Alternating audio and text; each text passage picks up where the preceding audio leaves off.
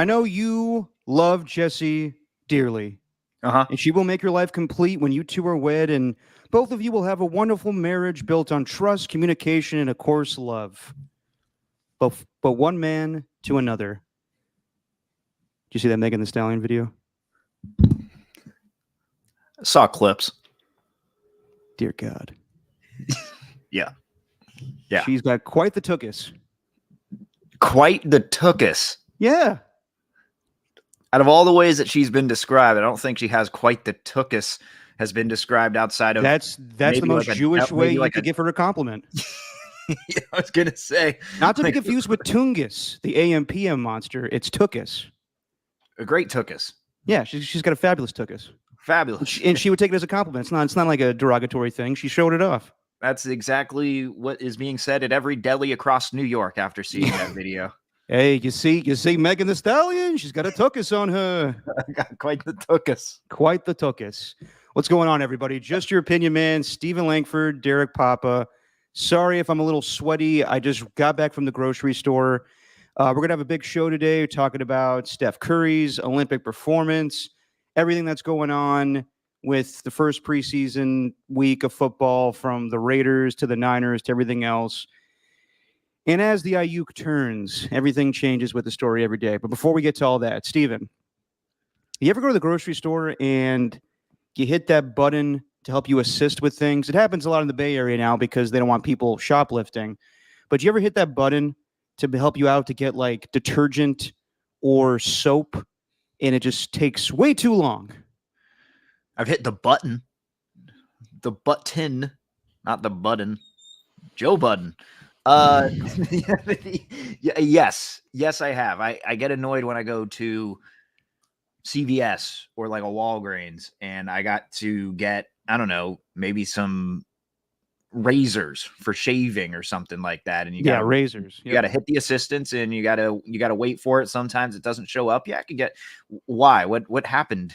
People in the chat are asking me what grocery store I go to. I go to the one down by Grand Lake in Oakland, the Safeway, and it's just in a reasonable amount of time. You got to wait. Like I got done. I had a productive morning and went for a workout. Came back 10 a.m. and I was like, I got enough time to go grocery shopping before we do the pod. Got a 1 hour. That should be enough. I live right here. Go down the street. And what complicated things, I'm quick and easy when it comes to grocery store shopping. I'm in and out. And the goddamn button takes like 10 minutes for someone to answer it. I'm like, what the hell are we doing here? If you're going to have these things locked up, then you need to have people come quickly. How many times did you press it? Hey, now. I got impatient. I'm getting impatient as I get older. I pressed it like 3 times. But they still didn't come? Like, that's not your fault. No, eventually I had to be that guy to come down and be like, tell one of the people in the checkout aisles to be like, hey, anybody willing to get the keys and come unlock this shit? Yeah, that's not on you. I would be very frustrated with that because there's the button there for the reason. Exactly. Like, the exact reason. If you need assistance, you press this button. Yeah. Yes. Yeah. It's like if you're on I'm just looking at my microwave right now. It's like if you press the buttons on the microwave and it just didn't work. Yeah. Well, I'm glad buttons for. Exactly. They're there for people to come and help you. But I get it. People are human, and sometimes it takes a little while. But Jesus, it was on 2 different things too. I had to get soap, had to get body wash, so I did that at one aisle, and then the next aisle I had to get detergent. And I was like, Jesus, we're gonna do this all over again? It's a pain in the ass. So what store were you at? Safeway. Damn, and they got to do that all for Safeway? They don't have that at the Walnut Creek Safeway, obviously. Because the one in Oakland gets broken into a little bit. Yeah. That's why they got to lock it up. But then they got to be a little more quick with the response. I'm glad we agree on that, Stephen, because now people are giving me shit for the way I say detergent. Detergent. Detergent? Whatever. I got to change the random, but Skills is saying, God damn it, Steven, that Bisquick, I'm drooling over here, is what he said. And then FYI, pushing buttons doesn't make me come, Derek. AJ Cruz said that. Interesting. You don't need to give me that information, AJ Cruz. But I don't know. I need something different in the background. Like all these sports people who work from home have like these cool, I don't know, they have like a cool selection of books maybe they have like Jeff Passan tries to really be one with the youths and have the Rage Against the Wu-Tang Machine Clan. Evil Empire, like the album cover up there. They have really cool things. All I got is Bisquick and Trader Joe's and the bottom eighth of a cool photo of Oracle Park. Now that photo is cool, but I prefer if you had like a ridiculous background. Like I always laugh when I see Mel Kiper Jr.'s background because it's obvious it's a computer generated image. There's just like a picture of a sailboat in the background and a desktop with ESPN as his computer background.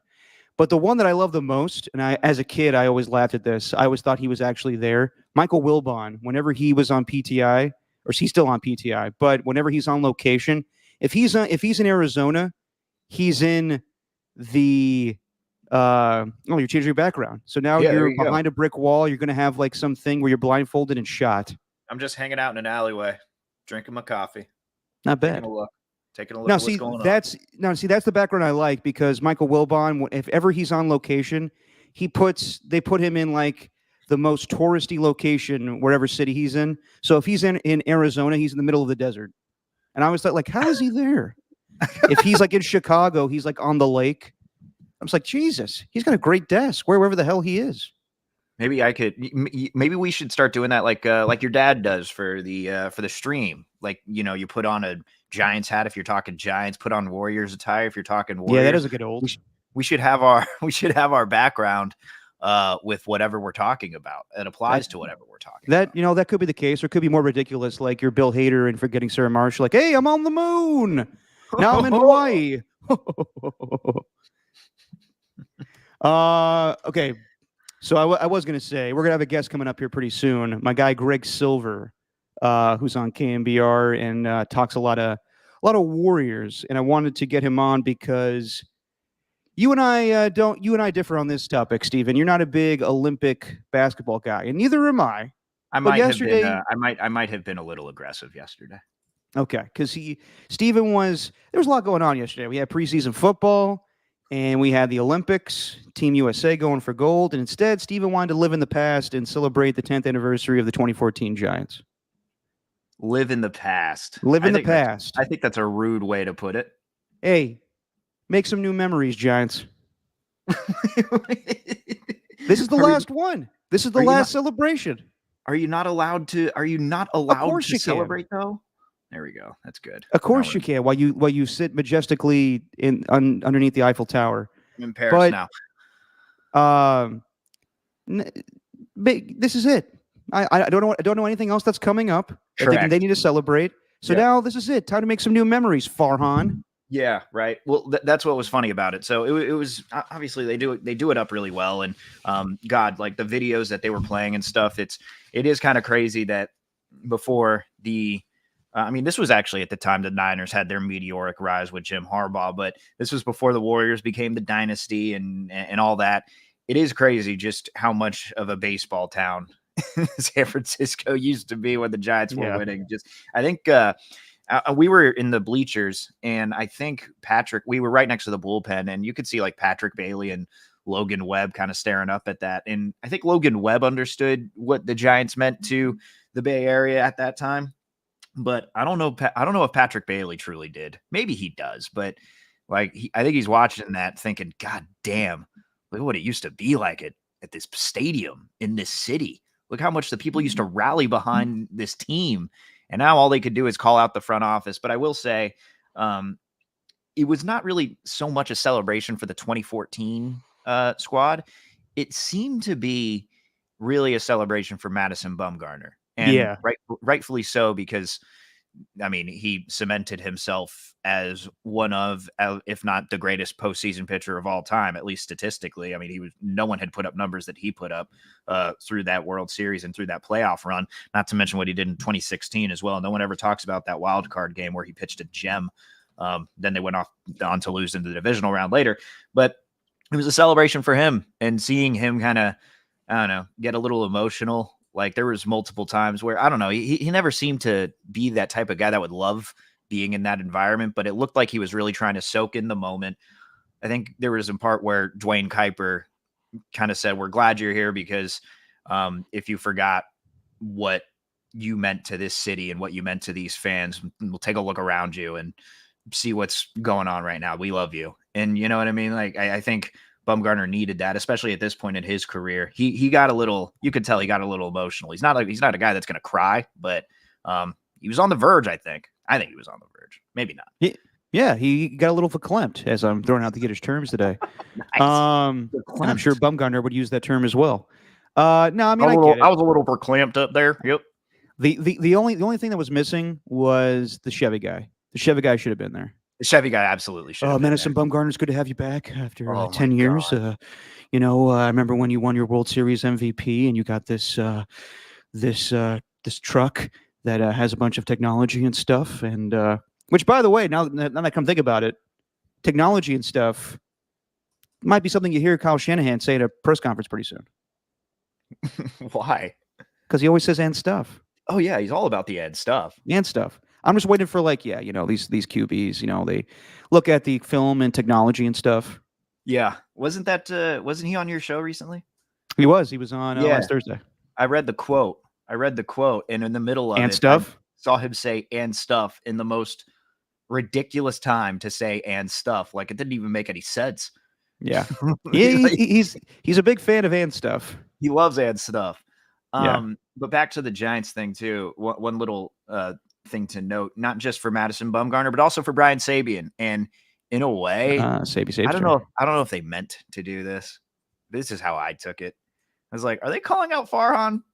like just with the compliments that they were showering him with, making moves at the deadline, making moves through free agency, completing deals, like that kind of thing. And like, he acts like a general manager is supposed to act, and all these sort of things. And did they actually say that? He said some stuff like things like that. Yeah. Ooh. I think that's paraphrasing, but it felt like there were some, whether they were subliminal or not, I felt like they were taking shots at the current Giants front office. Who was saying that? That was Krukenkype. Yeah, I wouldn't be surprised if that. I wouldn't be surprised either. Yeah. I was like, oh damn. Would not be surprised about that. But back to what was going on simultaneously was Team USA getting the gold. And It really was no contest yesterday. They beat the crap out of France early on, and then France crept back into it.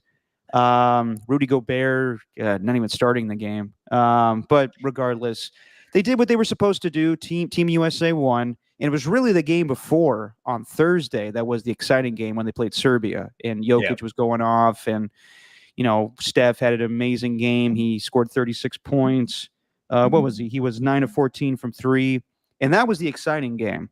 Of course, everyone freaked the fuck out after that with the Jason Tatum, oh my God, he didn't play again. We'll get to that. He couldn't just live in the moment of Team USA having a thrilling victory, but whatever. Then yesterday, even though it wasn't as a, close game as the prior one against Serbia, yesterday was amazing, just because of Steph. And I know that Steph has had amazing moments as a Golden State Warrior. He's had the 45 points against the Boston Celtics and, 50 in Madison Square Garden and 50 in a Game 7 against the Kings. But, man, the shots he was making yesterday, he ended up with 24 points. I think he scored 12 in the fourth quarter, and he was 8 of 14 from three. Steph has had an amazing career, but yesterday, I don't know where you would put it, but that may have been the best fourth quarter of his career. I'm not going to say it was the best moment of his career. It was just how unconscionable all those threes were, and just how, it was a good reminder again of, this guy is still the best shooter in basketball. And people may think that he's fallen off a little bit and the Warriors are falling off. And that could be the case, but goddamn, he was incredible. I was watching it here in my place in Oakland, and I live right next to the athletic club. I had my windows open. I knew shit was going to go down before it happened, kind of ruined the moment. Every time I heard off in the distance say, oh, that's what I knew Steph was going to make a three because I could hear it from the bar downstairs. Was it cloudy with the chance of Curry's in Oakland too? You didn't hear so that yesterday call? Was pretty incredible. You didn't hear that call? Who said that? Noah Eagle? Yeah. Oh, well, Yeah. then I don't blame you for that one. He said on the second 3 and he made it in a row. He's like, it's cloudy with the chance of Curry's. I was like, Noah. I'm like, He yeah, had better I think calls. look, I think Noah does a fantastic job. I mean, he won the Emmy for emerging talent. I'm not gonna like sit here and knock him, but I was like, cloudy with Yeah. the chance of Curry's. That was a stretch. Yeah, I mean, I like Noah Eagle, despite that he's younger than me, and I hate everybody that is younger than me that has success. But Right. Yeah, he's we very both good at do. what. Yes, he's very good at what he does. And now it's pretty clear that I think he gives his dad the references when Ian Eagle does like the Desmond Bain, whatever that reference was a couple years ago in the playoffs. I love that. But yeah, no, I thought yesterday was just fun, and it was a good reminder that Steph is still the man, in my opinion. Yeah. I mean, dating back to, I think it was the 2022 All-Star game.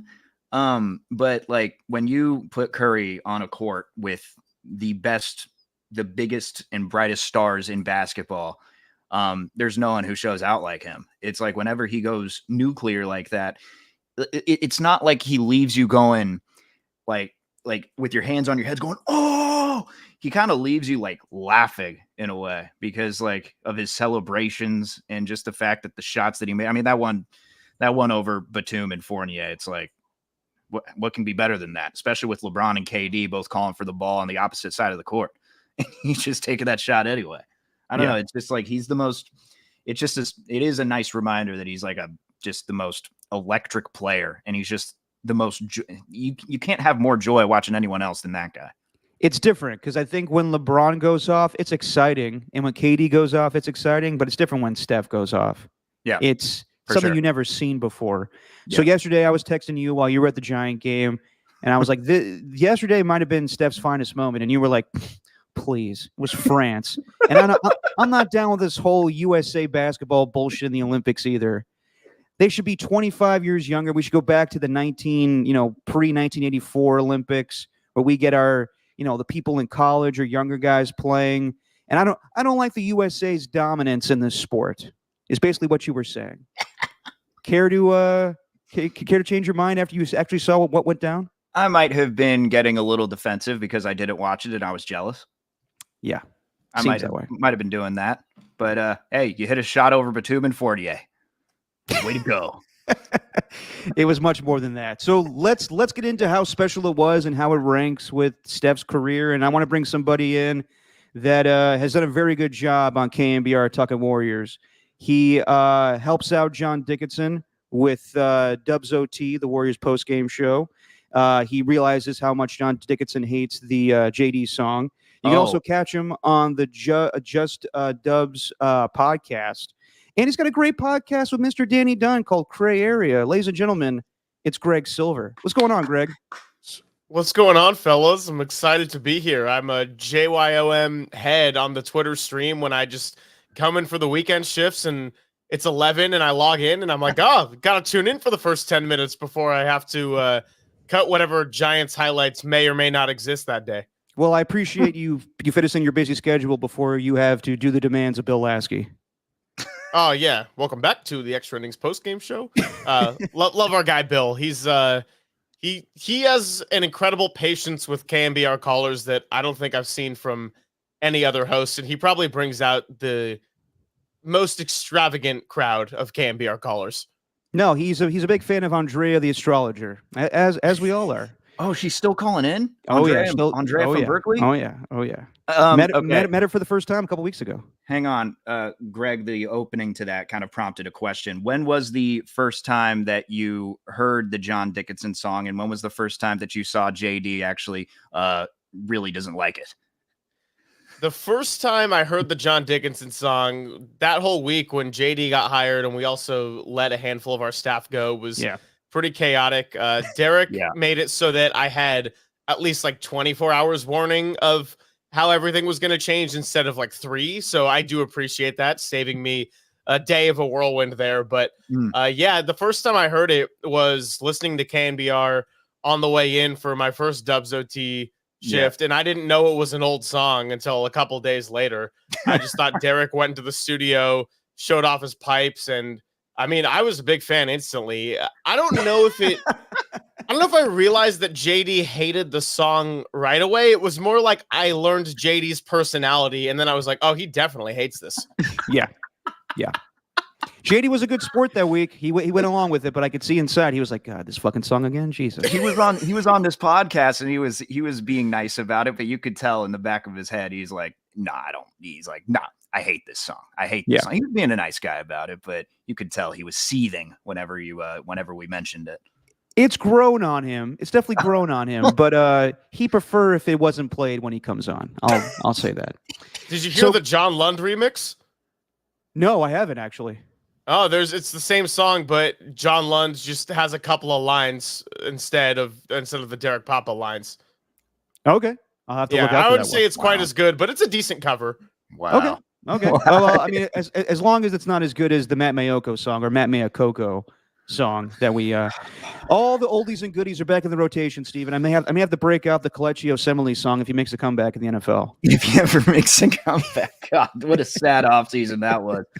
Let's make songs about Kelechi Osemele. Oh God. Yeah, well, we had to know how to pronounce his name. If anyone remembers that song, that's a deep cut. All right, Greg. So you are very knowledgeable about everything basketball, Warriors, WNBA, but mainly you are a Steph Curry head.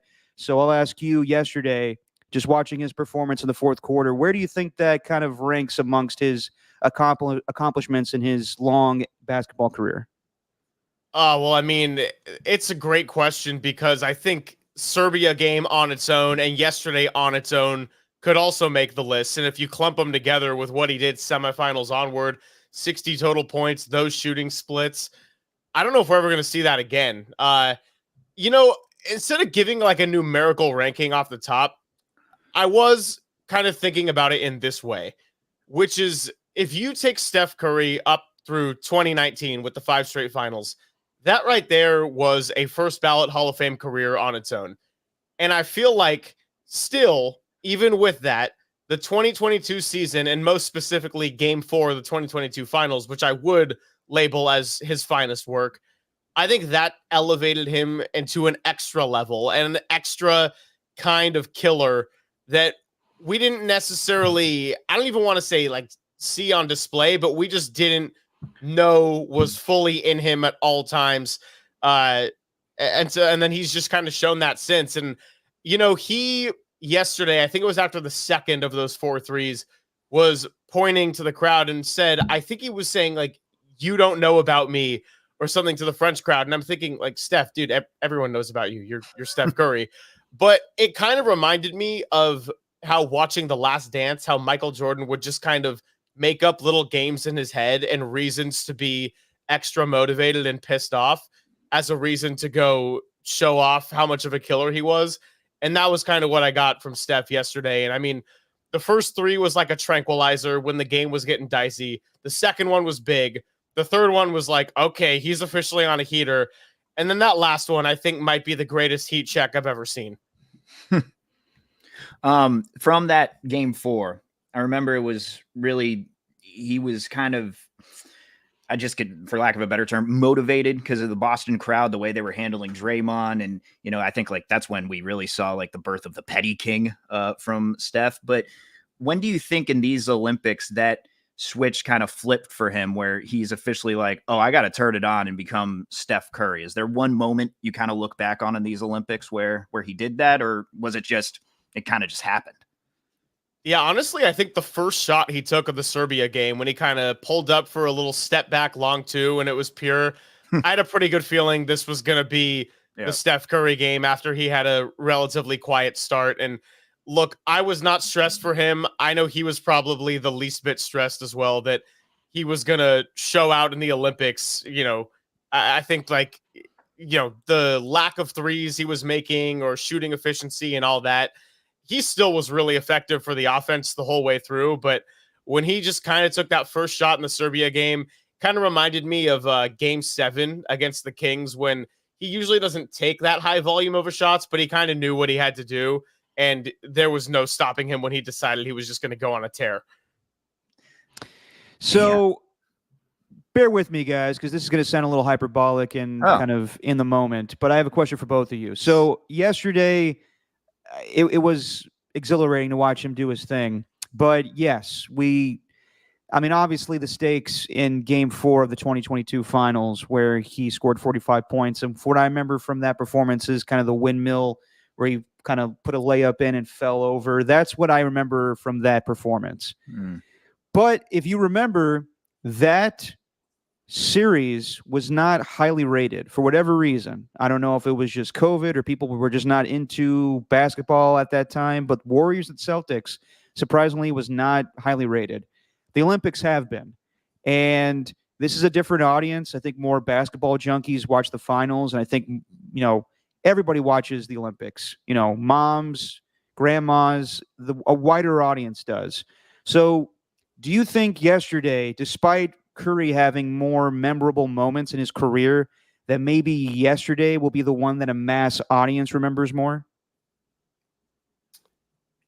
That's a tough question to answer, just having been immersed in it in the Bay Area for so long, because we've been immersed in all of Steph. It's harder to gauge how it might be perceived in Illinois or Massachusetts or Europe, for example. And that's a good question, though. I mean, I think in some ways, yes, Derek, because I think that getting to watch LeBron, Steph, and KD play together and this team and what they did and the battles that they overcame, I think that would have to satisfy any basketball fan of this generation. And if this whole journey, especially the last two games, didn't satisfy that, then I don't really know what would.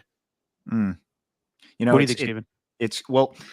God, that's a really tough one to answer. Yeah. I mean, that's too much of a hyperbole. I don't even know. I've actually just been thinking about the fact that, we're comparing it to Steph in Game 7 against the Kings. And you mentioned it's LeBron, it's KD, it's Embiid, it's all these guys. But instead of having to take over for a team that's just featuring, I don't know, a struggling Andrew Wiggins, Kevon Looney, and Jonathan Kuminga, he's having to do this and take over with superstars, with legends. I don't know that. I don't really even have a question out of that. It's just kind of crazy to think about that Steph even had to take over in these circumstances on that big of a stage. Well, prior to yesterday, what do you guys think is Curry's most iconic three? Oh God, probably the OKC one in 2016 with the Mike Breen call. Has to be the bang bang. Yeah, has to be.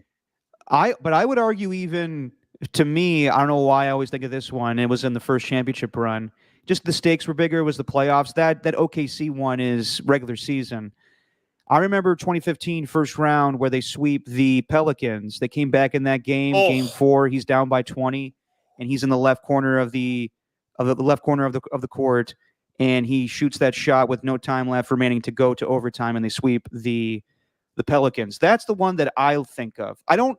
It's funny, like Steph Curry has had many amazing moments, but when you think about like a single shot, it's hard to remember certain ones during the playoff runs for whatever reason. That may just be me. But yesterday, it was like we all remember Dame Lillard having that three to close out. Who was it? OKC against Paul George. That's like the iconic moment of Dame Lillard. To me, yesterday might have been like Steph Curry's like, God damn, like that's what you're going to show when he goes in the Hall of Fame. Like it's obviously not an NBA moment, but it's an Olympic moment. And yesterday was pretty special. Yeah. Yeah. To be honest, I'm thinking off the top of my head, and I'm not saying it's bigger or better than the shot that you're talking about, but I'm also thinking about the 2016 game against the Blazers in that overtime when he's like, I'm here, I'm back. And that one's good. Yeah. I'm thinking about that one too, but actually Greg, I agree with you. I don't think anything surpasses the one against the Oklahoma City Thunder. I don't think anything is going to ever surpass that, really. But good God, these Olympics were close though. That shot was nasty, and the call too. The call helped with it. There was no cloudy with a chance of Curry's in that one. That was just natural from Noah. No, Noah Eagle improved as the game went on, I would say.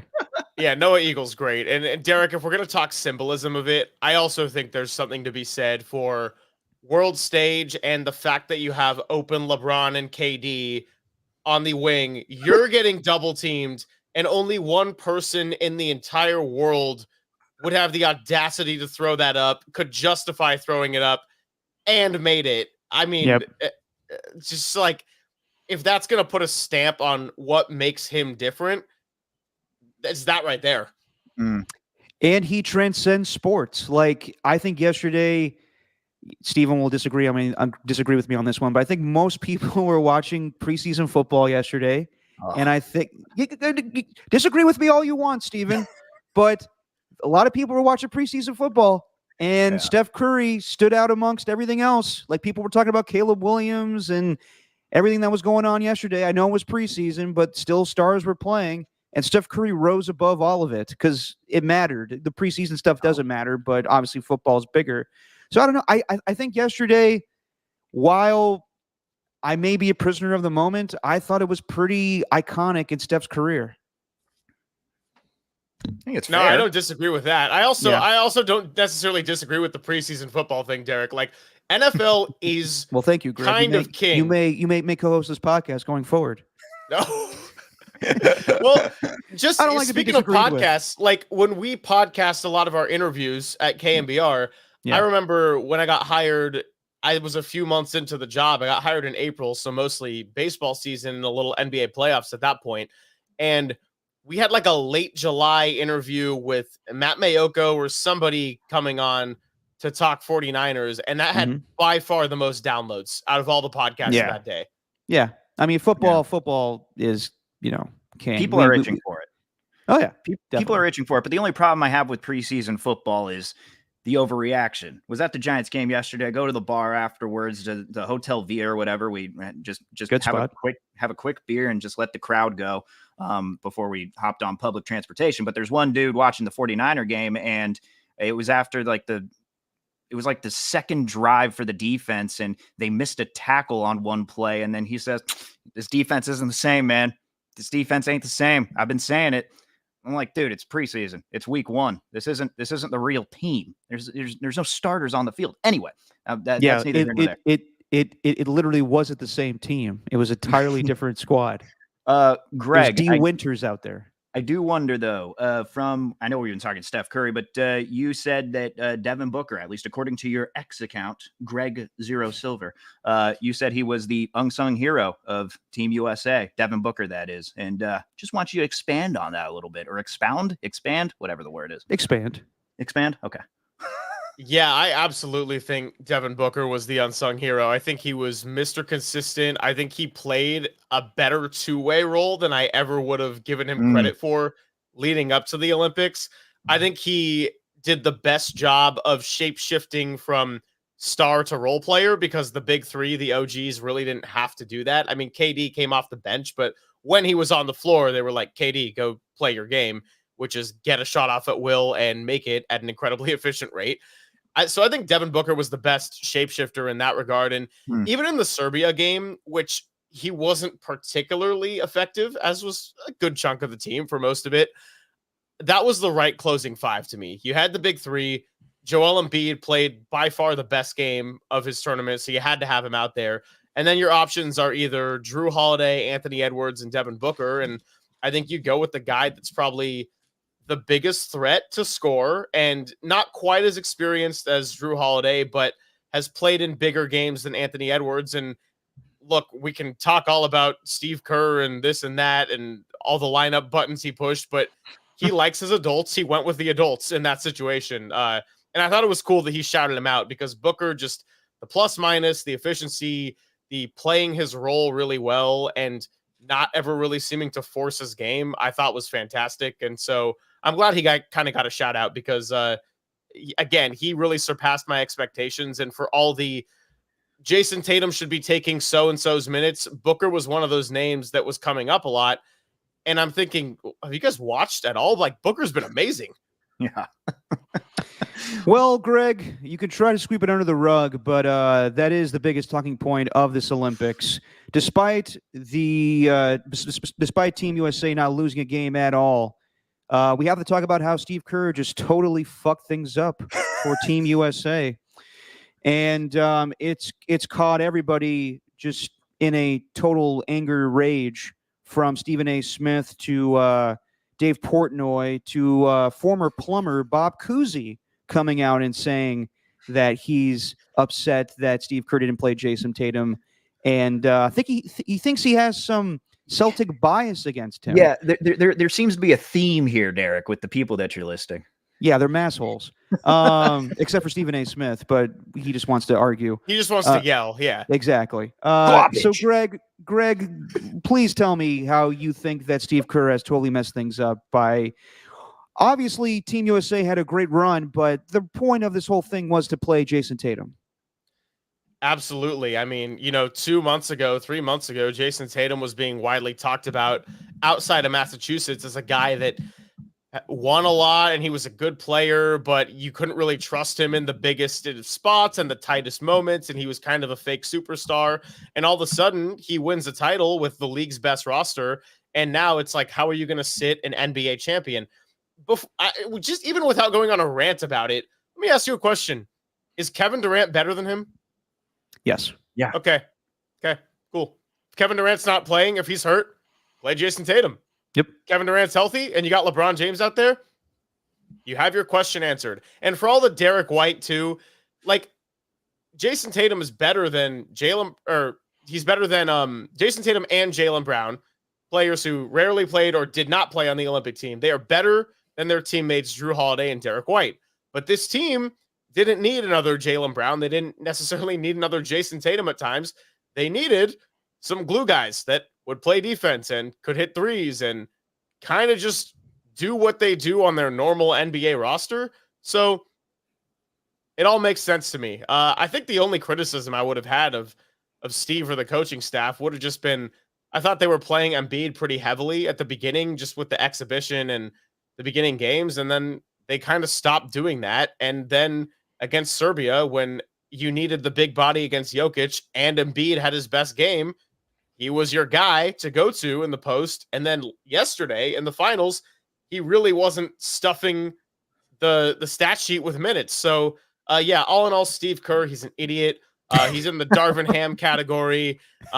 He's been carried his entire career, has never demonstrated problem solving. And if only Jonathan Kuminga and Brandon Pajemski could have gotten approval to be on the U.S. team. Kuminga, they would have had to do some Embiid passport citizenship kind of stuff. But, if they could have been on the team, then I think all the complaints would have stopped right then and there.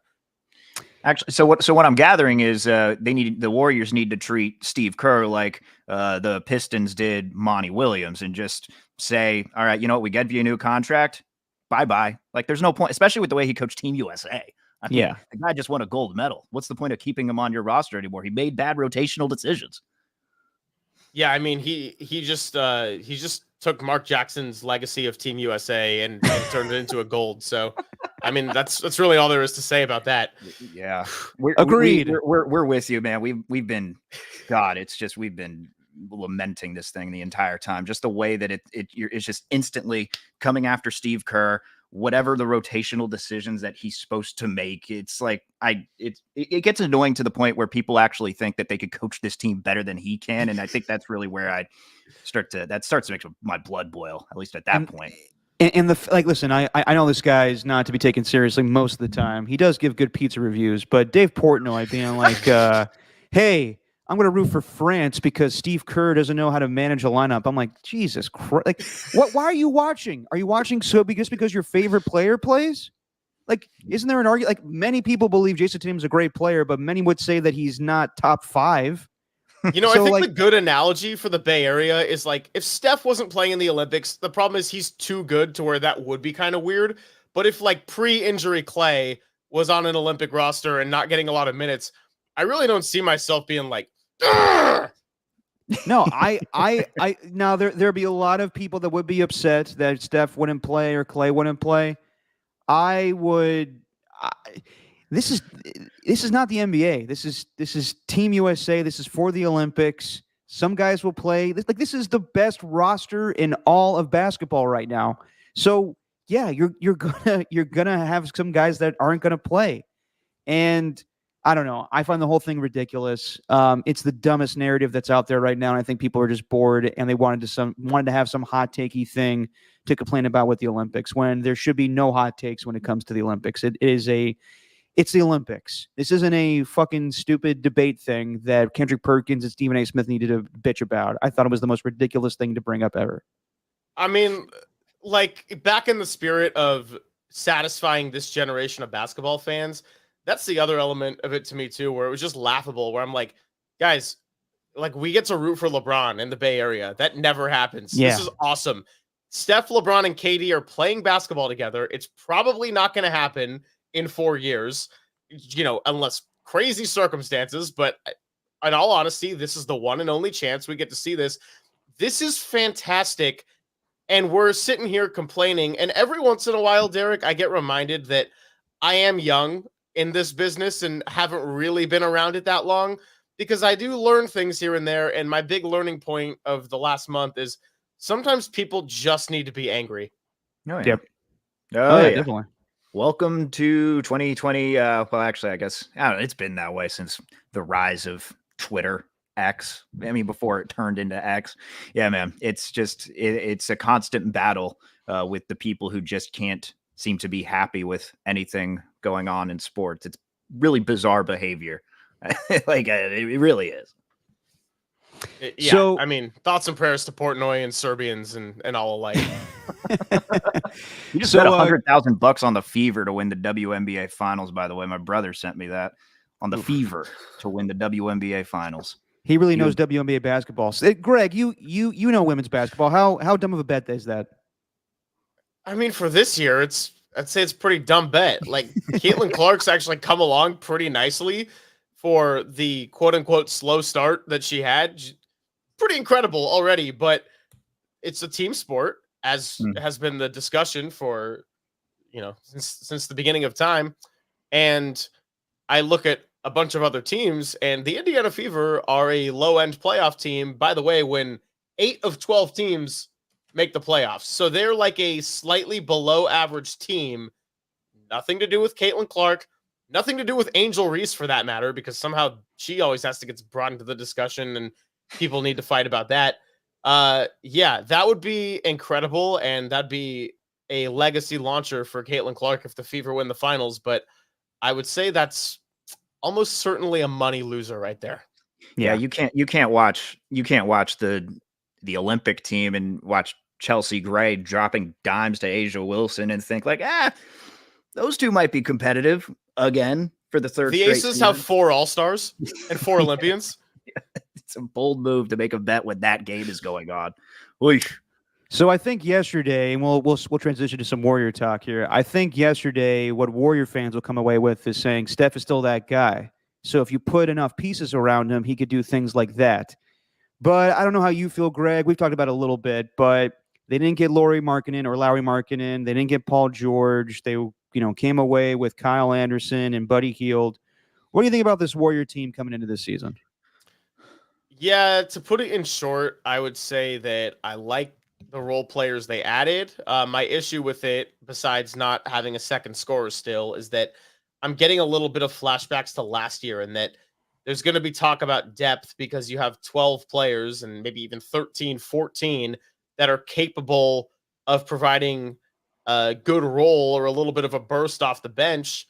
But depth only means so much when you really only have one guy. Like, I think take Steph off this team, say he's injured for a night, they're competing with the Portland Trailblazers. And I'm not trying to be mean about it. I'm just trying to be realistic about it. So, I think, what's up, Michael? We got Michael Connell in the chat. Oh, no. What am I expecting from Buddy Hield? Michael, lifelong Kings fan who knows the appropriate level of fury when it comes to Buddy Hield. Look, they do need shooting. I just think that he might go on heaters when they're down 20, and I don't know if he can really offer a whole lot else. So he might be a little bit of an angering player at times. But yeah, short answer is I don't hate the roster. I don't know if they're necessarily worse than last year, but again, it's a bunch of capable players. And what I don't like about it is they got to figure out their roles and rotations a lot quicker than they did in the last 2 years. So that's probably the biggest challenge that Steve Kerr has coming into this year. And Steph played 74 games this last year. I don't know if you can count on that again either. He's going to be 36 going on 37. Short answer for Michael is he's going to be in 2004 Peja. That's what he's going to be. He's going to turn into 2004 Peja Stojakovic. Weird connection, by the way, Greg. Michael and I, we're in the same major at college. So, he just randomly joined KMBR a few years later. So it's this weird connection we all have. Anyway, funny story. Michael was supposed to join us today, and I bumped him for you, Greg. So this is awkward. Nice. No. We'll get Mike. I texted Michael yesterday. We're definitely gonna get him on, and he'll give us his hot take about how he hates the restaurant industry. Oh, that'll be fun. I gotta tune into that. I don't want to knock Brandon Pajemski because I think he's going to be a really, really good player. He already is a good player, especially for how young he is going into his second year. But was that to me, it felt weird that they would draw the line at Brandon Pajemski for a no on a Lauri Markkanen trade. I know there's other pieces involved, but it felt like Brandon Pajemski was the main, I guess, sticking point in the negotiations. Were you surprised at all by that? Or, I mean, it felt like they should have got that deal done if Brandon Pajemski is the guy they need to trade. Yeah, so I don't know if just adding Pajemski to their proposal would have gotten a deal done. For all we know, it could have taken way too much in the end to get a package together for Markkanen that was worth it. That might not have happened. At the same time, to your point, Stephen, drawing the line at Pajemski seems a little interesting. I like Pajemski. I think he's a great glue guy. I think he's got all the intangibles, and I do think he's got potential to be an overachiever in this league. Yeah. So it's really nothing against him. I just think that these young guys, and now with the latest news, Pajemski in particular, they're kind of being set up for slander and just have a target on their back to be a little bit scapegoated, because it's now all of a sudden they got to be expected to be big time players. And I have sensed a shift in kind of fan discourse in Warriors Twitter from late last season to the off season, where it went from you got to play the young players, they're everything, to kind of realizing and confronting the reality if Kuminga, Pajemski, Trace Jackson Davis are going to be among your best players. Whoa, okay, they might be good, but not yet. And you still see what Steph is doing at his current day and how good he can be. So yeah, I just don't think the timelines match up, unfortunately. It's nothing against them as players, but you see what Steph does, how good he still is, and I think they're going to be set up for overly high expectations, for which you can't expect, a fourth-year player who's 22, like Kuminga, or second-year players in the league to deliver on. One of my favorite things about Dubs OT is John Dickinson and Greg Silver give you the real, and they don't go with the flow of what many Warrior fans feel about Jonathan Kuminga. They're honest about their feelings. We're an agenda show, big agenda show out here. Yeah, exactly. They're out to get Jonathan Kuminga. So I know you saw the report by Jake Fisher from Yahoo Sports. Kuminga wants a 5-year max contract. Do you think he deserves that right now? Now, no, but I am also not surprised by the news, because you saw what Evan Mobley just got for his extension, and you saw what Franz Wagner, who was the pick after him, just got, and his extension with the max contract. So I'm not surprised by that news at all. I'm not saying Kuminga can't make that money, and I'm not even saying he's necessarily undeserving of that money, but you don't pay up on that contract until you see how this season plays out, when you see if he can really be your number 2 next to Steph. Were you surprised that, I don't know, it's a couple of months, I guess, after this happened, but going back to Klay's departure, were you surprised that this was the last season for Klay in a Warriors uniform, or did you kind of expect that to happen? I was surprised. I didn't think it was going to end just like that. I think it was kind of sad, just from the fandom perspective, to read on all the reports and stories that came out in the week following his departure, just how miserable he was at points in last season. And I don't think Klay's a selfish player by any means. I mean, I think he was going to be harder on himself than he was, a cancer to the locker room. But it stinks that he had to have 2 of the worst injuries and kind of confront his basketball mortality in some ways. And the one that really stuck with me in the report, and I can't remember if this was I think this was the Anthony Slater story, but where Clay, in the 24 hours where he kind of made a costly mistake at the end of a Clippers game, they went to Utah. They told him he was going to be benched, and then he went out and went off the bench. And in his post-game press conference, he was pretty upbeat and was like, you can be mad or you can respond. And I think I responded pretty well.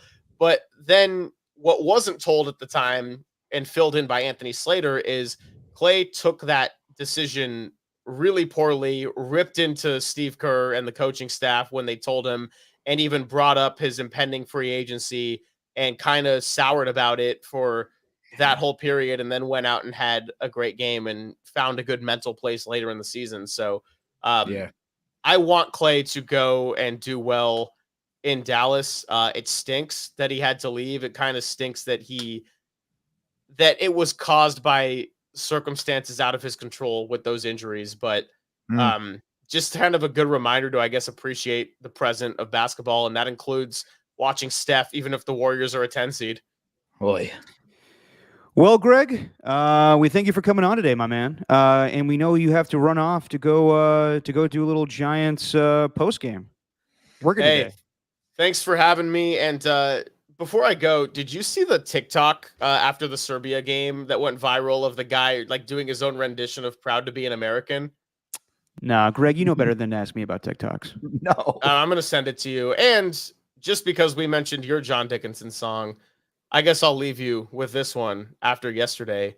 Because I'm proud to be an American, where we only blame Coach Steve. Got Olympic MVP LeBron and the dagger from Steph Curry. And I proudly stand up and take the gold from the host country. And we bring this back to the motherland.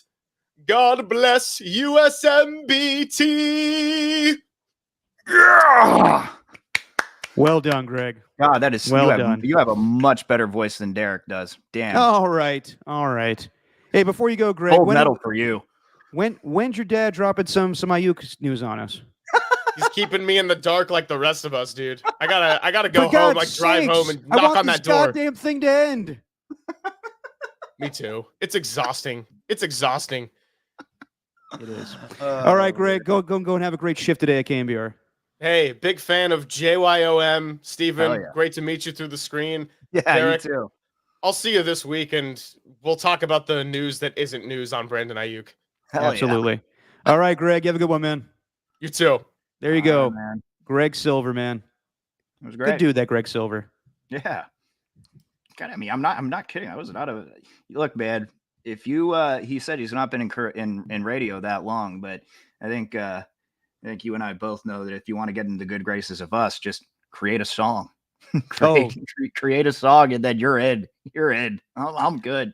I don't know if I'll have to ask him. Well, I guess he was referencing the TikTok. Did he make that on his own, or was he just referencing a TikTok that guy made?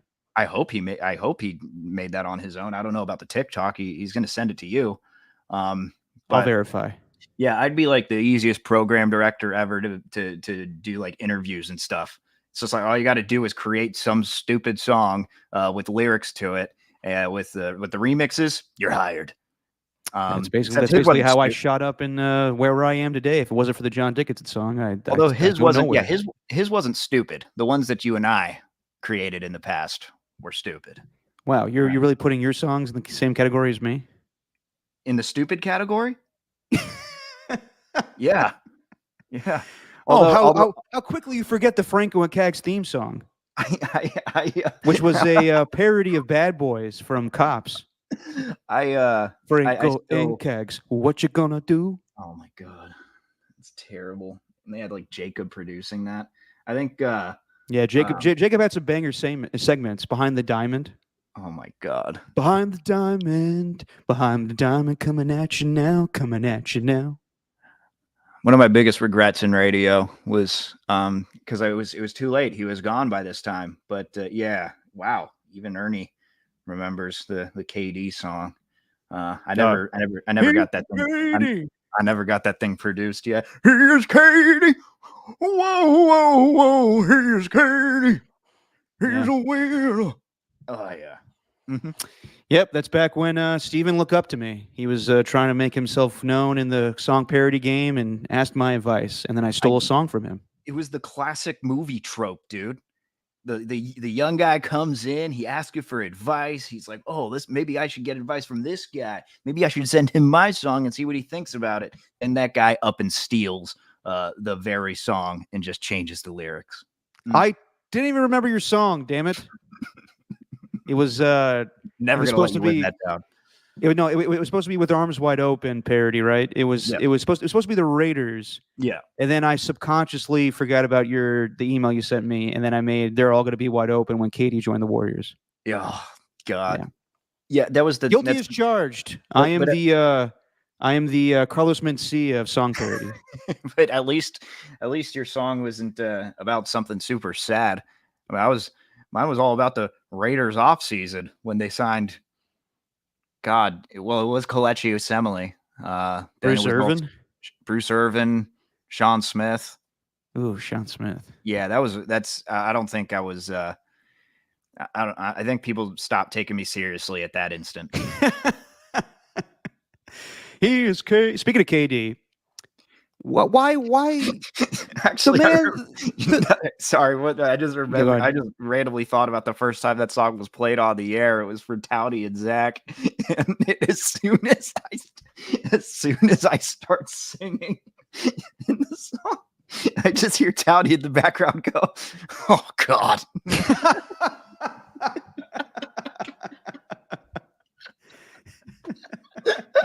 He did not want to play that. This is really cutting into my make the call time, guys. This is really cutting into my. Come on, I didn't know if this is a gay bar or steakhouse. Jesus, is this the porno flick or a children's book? This is Radio Gold, people. Speaking of KD, you made me aware of this, Steven. Why is KD in? I mean, obviously we all know how he is with social media, but why is the man in Paris having the time of his life, and yet going after people on social media? Yeah, he just wants to defend his guys. He's got time. I respect it. He's definitely got time. I respect it. I don't know what everyone else was doing. I got to admit, I got to assume there's some downtime over there. I guess, but I mean, Jesus, I don't know. He's writing full on paragraphs. Yeah, I just want the man to be happy. Just be happy. Now, I will say this. I think the one positive to come out of, if there was one team to benefit from the Olympics, I would say maybe it's the Suns, because KD and Devin Booker are getting a little more playing time together. You think? Do you think there's any validity to the idea that Kerr and Curry were both maybe trying to recruit guys for beyond this season? I know it can't happen this year, but I mean, who's a potential free agent? I don't know. Yeah, I think that's tough. It is, but I remember that was a thing when they were both heading to Paris. It's like, okay, this is the guys they're going to try and recruit to the Warriors. I don't know who. No, LeBron. I mean, well, there really is nobody. I mean, not that I could think of. I mean, Embiid's a free agent after not after this season, but after next season, and he also has a player option, which after next season. After next season, and he has a player option. You know how these guys work; they're going to decline that player option and enter free agency. All those guys do. Well, that's dicey because that's when Steph and Steve hit free agency. Yeah, that's true. Yeah, so that won't work. Yeah, who knows? All right, let's talk about some football. What everybody wants to talk about here, some preseason football, my friend. Oh yeah. Onto the gridiron. Yep, and this year, look, we'll just get the Niners game out of the way. I watched it yesterday. There's really not a lot to take away from it. Not many of the starters played. Good standout stuff from D. Winters, the linebacker, and Malik Mustafa having the good 4th and 1 stop. He's going to get some time playing safety. But let's be real. Nobody of significance played yesterday. I mean, Dominique Pooney with the Pooney push, as Greg and Tim called it. Lock that one away. Hopefully you don't misspeak on that, because you could really. I could see Greg having another San Fran Seaman moment and screwing that one up.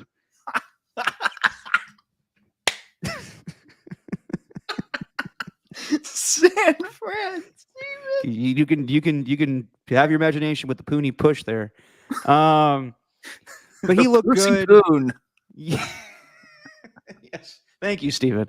And I mean, Brandon Allen and Josh Dobbs both looked okay. I think that Brandon Allen looked a little bit better because he's familiar with Kyle Shanahan's offense, but I wouldn't be surprised if Dobbs gets the second string. Not a lot to take away from the Niner game yesterday, in my opinion. The Raider game is different because we have a full-on QB competition there. So here are my takeaways. Yeah, I got nothing on the 49ers except that Mustafa. The Mustafa. They didn't say Mustafa, did they? Little stuff. Mustafa. That's a good one. Your dad could steal that. He probably is already writing down those little puns. I'm sure he has. Don't you worry. He'll steal everything. It's like a pronunciation guide. He just uses, instead of like the phonetic spelling of a word, he has the puns that he's going to use. But yeah, that Mustafa like when you see straight line speed like that and a safety who's just gutting for one specific player, just no one's stopping him. And it's pretty impressive whenever a guy can make a play like that. So they might have something. Not going to draw any conclusions, but yeah, I see why there's hype around him for sure. Yep. So yeah, as far as the Raider game, did you watch any of the highlights, Steven? We'll go watch this game back. I did. I caught some of the highlights. Yeah. All right. So as far as the Raider game and the quarterback competition, Aiden O'Connell was pretty impressive. He played on the opening drive, and he went 7 of 9 for 76 yards. I think he threw mostly every play. Mm-hmm. And he was good going downfield, and he was good with the quick passes. It was definitely Luke Getsy's offense just looked a little bit better with, Aiden O'Connell as opposed to Justin Fields. I thought it was more appropriate for what Aiden O'Connell was trying to do. He established a good connection with Jacoby Myers and Brock Bowers. I didn't even know, at first I was like, who's that wide receiver, 89? I was like, oh, shit, that's Brock Bowers. Damn, he looks good. Yeah. So while we were all disappointed about not getting a quarterback, the Brock Bowers pickup may be beneficial. That's what stood out to me in that drive, man. Just look, this team's not supposed to be very good. They might win only 7 games this year, but good God, if you're not going to try anything special with that duo that you have with Mayer and Bowers, I mean, they lined him up. I think he lined up 3 times in the fullback. I mean, that first drive with O'Connell, he lines up at the fullback and you hit him in the flat. Spider-Wide banana. Yeah. Yeah. I loved that. How many rushing touchdowns do you think for Brock Bowers this year? Because he got quite a few in college. That's a good question. I'm not sure. I think there's going to be, I'm sure there's maybe a couple that, or at least one, I don't know how many, but I guarantee you there's going to be one that goes for more than 60 yards. And maybe I'm making too much of it because I saw that one highlight from Georgia where it's a jet sweep and then he takes it to the house for 78 yards for a touchdown. I think there's going to be one of those at least this year. I don't know how many total, but one that's 65 plus yards. Let's go. Okay. I definitely think there will be a tight end jet sweep with Brock Bowers scoring a touchdown. I love a good tight end jet sweep. I've always wanted the Raiders to do one since Crockett Gilmore did one to them back in the day. You remember, Steven? You remember Crockett Gilmore? I remember Crockett Gilmore. I don't remember that play, though. Oh, it was a jet sweep. And I was like, Jesus, they're just pulling all the stops here? A fucking tight end sweep, and we couldn't contain it? Good Lord, Raiders. And then the only criticism I have for Aiden O'Connell is he had a bad sack on 3rd down that led to the field goal. Yeah. Dallas Turner, and also I'll say Dallas Turner, pretty impressive. That's Colton Miller blocking him, and he got around him pretty easily. So bad sack. Didn't see the rookie defensive end there, but all in all, I thought Aiden O'Connell was pretty solid that opening drive. Yeah, there's not really much to dissect from it. It's just. But you mentioned it, though. That sack is the reason why, I'm kind of hesitant to just place him immediately at QB1. He's not very mobile. And I'm not saying, I'm not saying the entire offensive line is going to be giving up sacks like that. But when they don't protect, what's next? Because it seems like it's going to be an automatic sack if they get into the backfield. And that's why I'm kind of reluctant to place him as the QB1. And then you see what Gardner Minshew did. He also did some things where you're reluctant to put him at QB1 too. He did some good things, but also some bad. Well, if I had to pick between the two, I would say that Minshew was a little more impressive, and maybe just because he was playing a little longer, but you could see right away he's got way more mobility than Aiden O'Connell. Yep. And he could throw the deep ball pretty well. He had 2 really good throws to Trey Tucker, and the second one, it was mostly Trey Tucker because he went out there and just let his body on the line and made that catch. Yeah.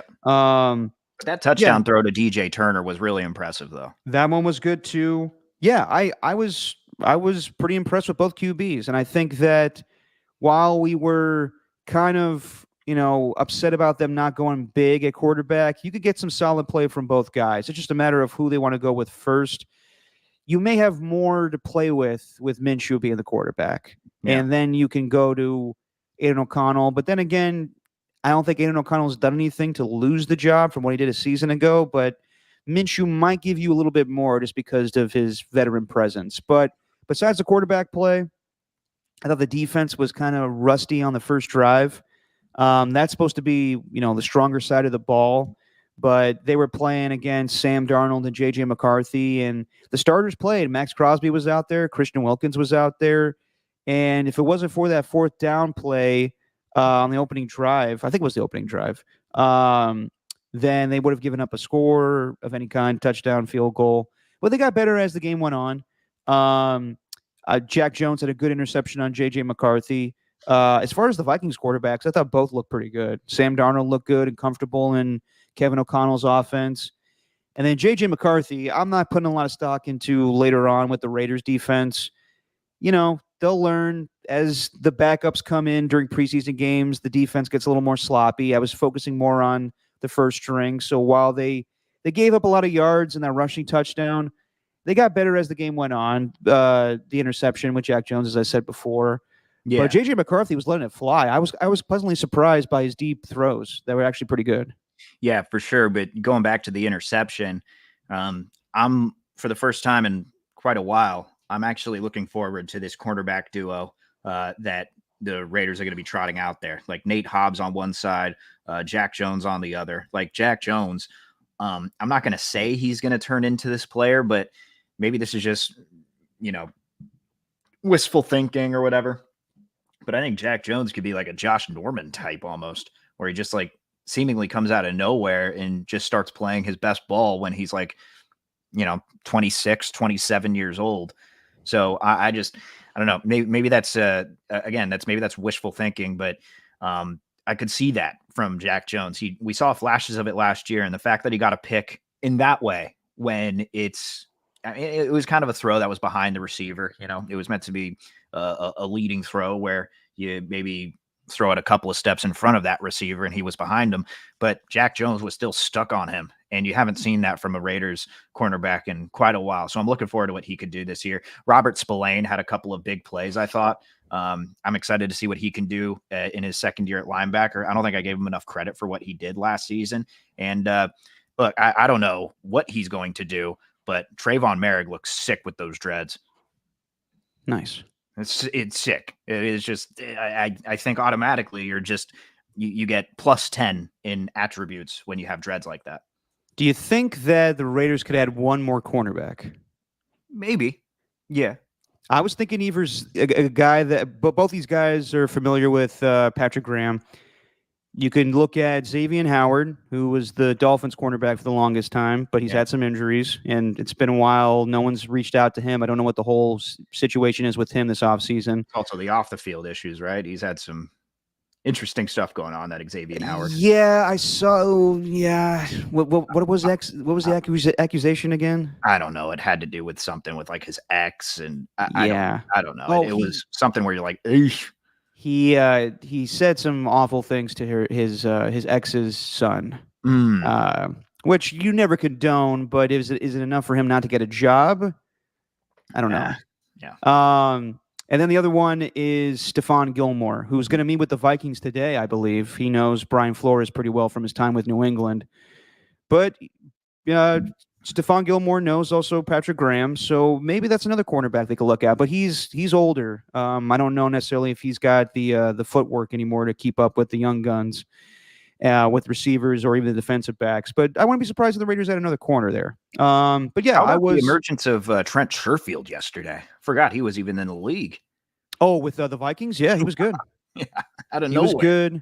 Who was the other guy? Naylor, the other wide receiver? Naylor, I hardly know her. Sorry, that was an Adam Copeland joke. for the Vikings. I honestly was, while I was impressed with the defense early on for the Raiders, I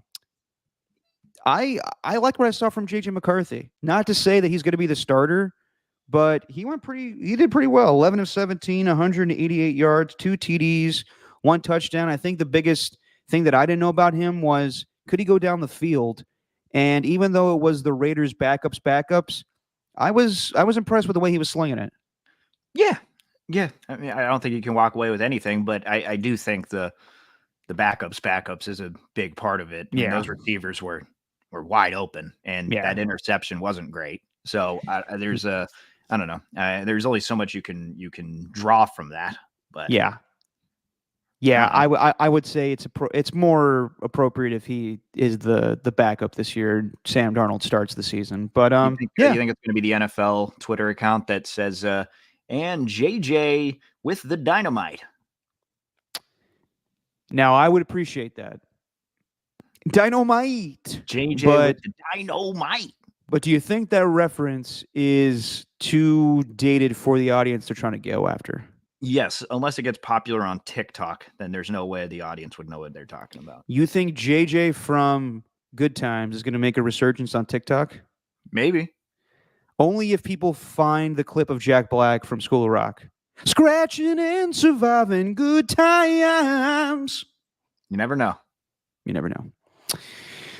And real quick from the Niner game, just to finish off on that, I thought it was pretty impressive that Kyle Shanahan didn't call plays yesterday. He let Clay Kubiak call the plays. I thought one thing that he could improve on, maybe, not to say he does a bad job of it, but maybe just being an overall head coach, kind of seeing what he needs to do in every aspect of the game.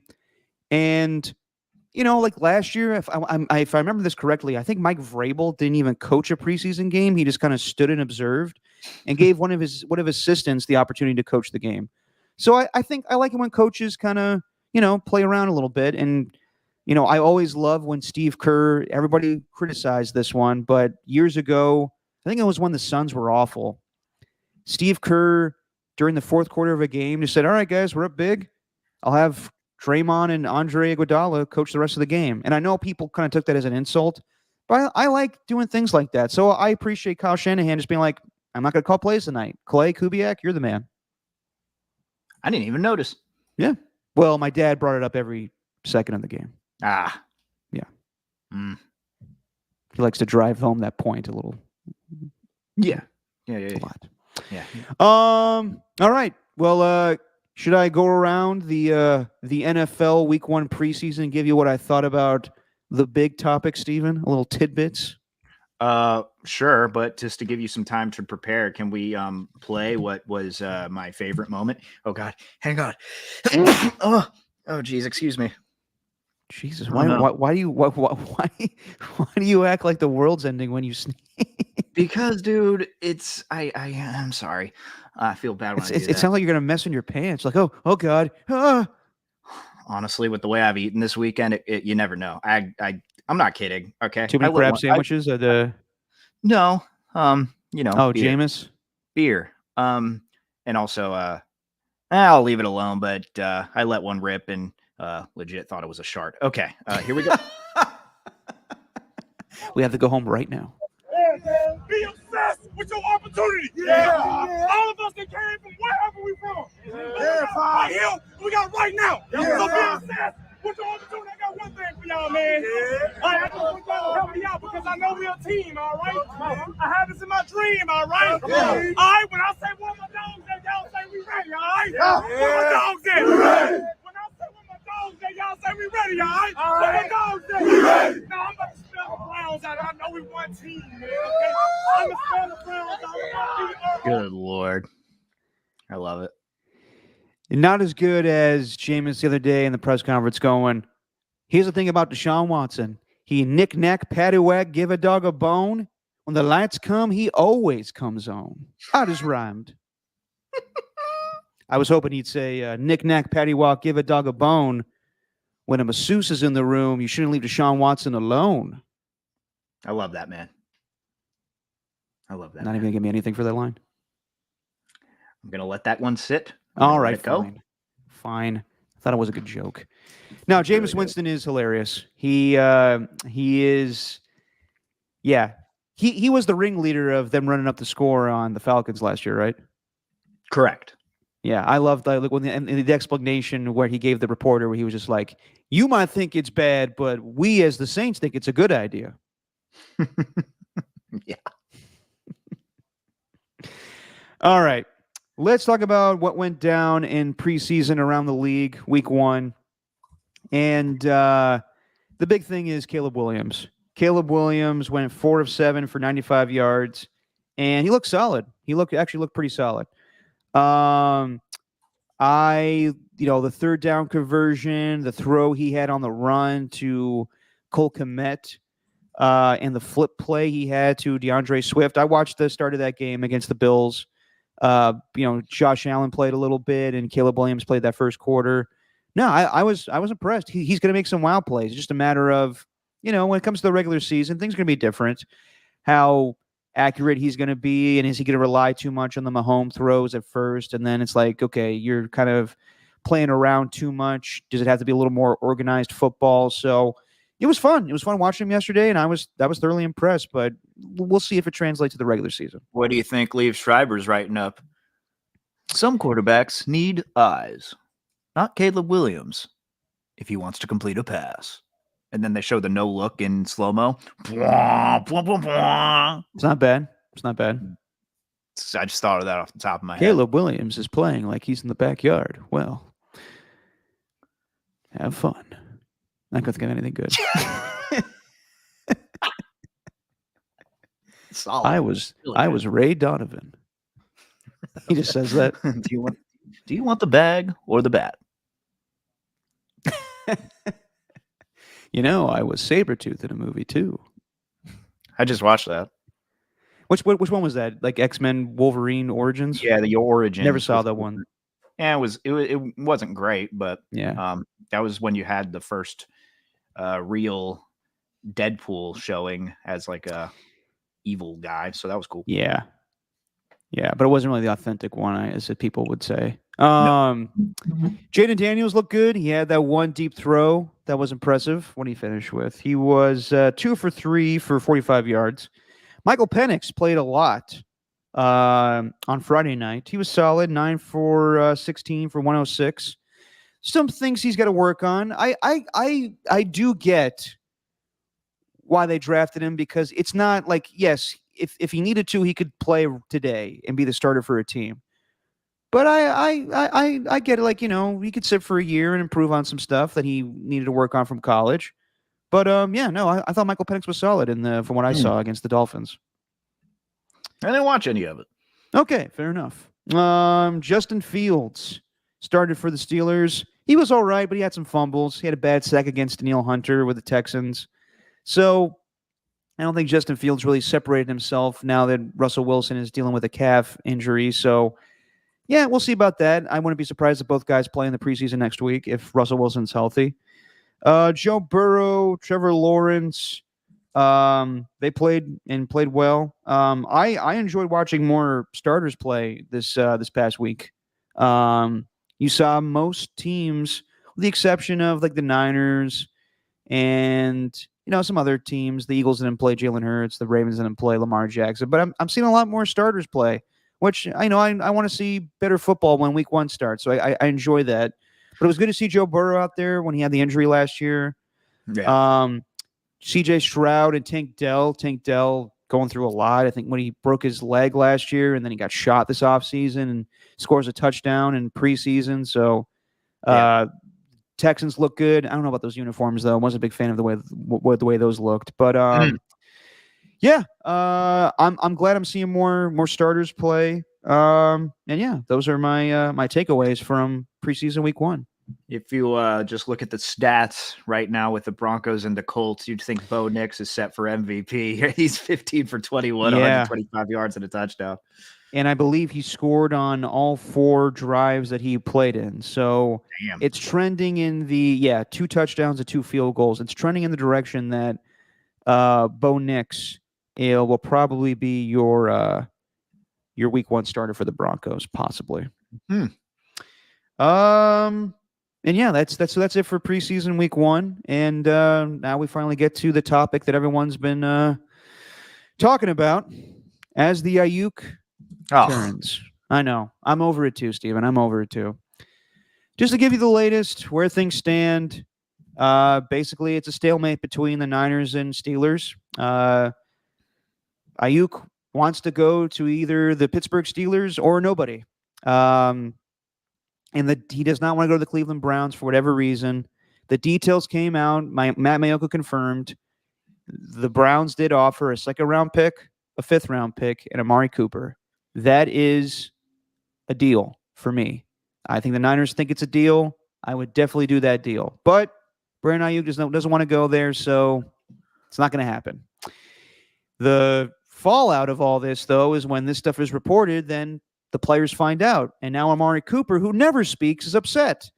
And he went to Instagram and said, LOL, I wouldn't mind that at all. Basically saying, get me out of Cleveland. So now they got to deal with that. And then as far as things stand with the Niners, apparently, as reported by Tom Pelissero and Jordan Schultz, talks of a contract extension have picked up the last few days.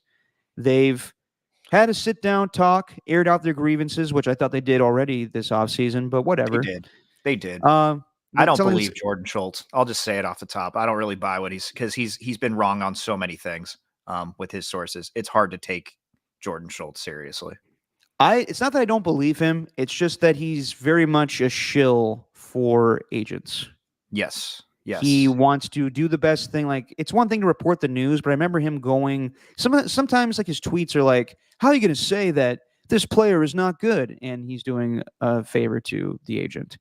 Right. Tom Pelissero, I think, is very tapped in, but this does kind of reek of John Lynch and Kyle Shanahan basically telling these reporters, put this out there that we are trying our damnedest to get a contract done. And then if it doesn't happen, then we don't look bad. That's what this kind of sounds like. And I felt that way after when Brandon Aiyuk went to Instagram. And who's the guy that runs? There's one social media account, Niner related, that's run by Brad Graham. Yeah, so Brad Graham and Aiyuk, I guess, comments on it and saying, Brad, what was the exact quote here? Hold on. Oh, he commented on one of Brad's posts, huh? He did. He went to IG. I don't know if you saw this, Steven, and said, Niners be in the media every day. It's 2 options out there. Pick one and stop dropping reports. Wow. So Aiyuk created this whole mess for himself, and now he's complaining that there's all this stuff coming out? Yeah. He is not making himself look great. I like Aiyuk, man. I don't like the way that he's handling this whole thing. I like him, and I don't think the Niners have handled it appropriately either. But good God, if you're going to be the player, like be the bigger man here and just stick with the team that has helped you get this early success in your career. Yeah. It sounds like Aiyuk is basically telling the Niners, either give me my money or trade me. And for what it sounds like, playing on the 5th-year option this year is not an option for him at all. So here's the thing also. I know a lot of people saw TJ Houshmandzadeh talk about, like, well, he wants 28. They can't pick up the offer from 26 to 28. I know it sounds simple to do, to go from 26 to 28, but we don't know what he's asking for guaranteed money-wise. I know the AAV is what everybody focuses on, but that's just one small thing about the whole contract. So it might seem simple to a lot of people, but going from 26 to 28 actually could be very complicated. Oh, yeah. And it's the deal of how the 49ers view this long term. They're all like, Lynch has said it, not even this year, but just going back a couple of years, whenever these contract negotiations, and they're getting it with a variety of questions. Like he says, we think about it 3 or 4 years down the line. We don't just think about these moves for what we're going to get right now. We think about where we're going to be at even 2 years down the line, who we have to pay, because we got a lot of really talented players. And with the amount of players they are going to want to pay to keep on this team, I mean, that's the cost of doing business. Yeah. But this whole thing, it's just like, what do you want, Aiyuk? Do you want the money? Because the Patriots reportedly offered $32 million. the Browns, they're willing to offer you $30 million. Oh no, I don't want to go to that team. Oh no, I don't want to go to that team. Like, it's just coming off like, dude, you can't have everything. Like, you can't just make all your own decisions. I mean, because it's just going to be nothing but a detriment. Like, even if he sticks with the 49ers, I don't care what anyone says. I think the lack of having a training camp is going to hurt him in the long run here. I agree. I really do. I know you can work out on the side and do all those different things, but you even heard Nick Bosa when he was holding out that he was working out, but he still didn't look like the same player for the first few weeks. No, he didn't. And Debo said the same thing. I think that this could be a detriment to the Niners if this doesn't get resolved pretty soon. And I don't know if it's going to be resolved anytime soon. They don't have any urgency to do this. It's not like Jerry Jones coming out and saying, I have no urgency to sign CeeDee Lamb. And then CeeDee Lamb like tweeting out LOL, which Jesus I get. Christ. But you know what?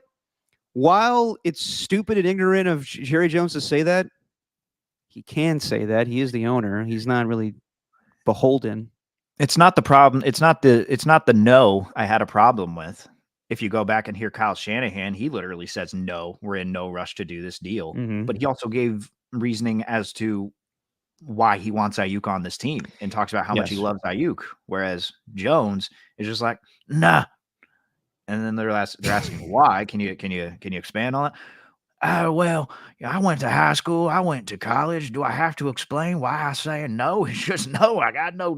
There's no sense of urgency right now. I like to just sit back, drink my iced tea, nice brisk, maybe a Lipton, and then wait for this whole thing to blow over. Yeah, I don't know Jerry why that Jones turned into Shaun of the Dead, but yeah, Jerry Jones, big Shaun of the Dead guy. Jerry Jones, he is a huge Cornetto trilogy guy. Oh yeah, big time. He was more of a the World's End guy. It was the controversial of the three choices. Yep. But you know what? I like that World's End. I know it's not a popular opinion. Shaun of the Dead and Hot Fuzz were great, but At World's End just hits my soul. It's pretty good.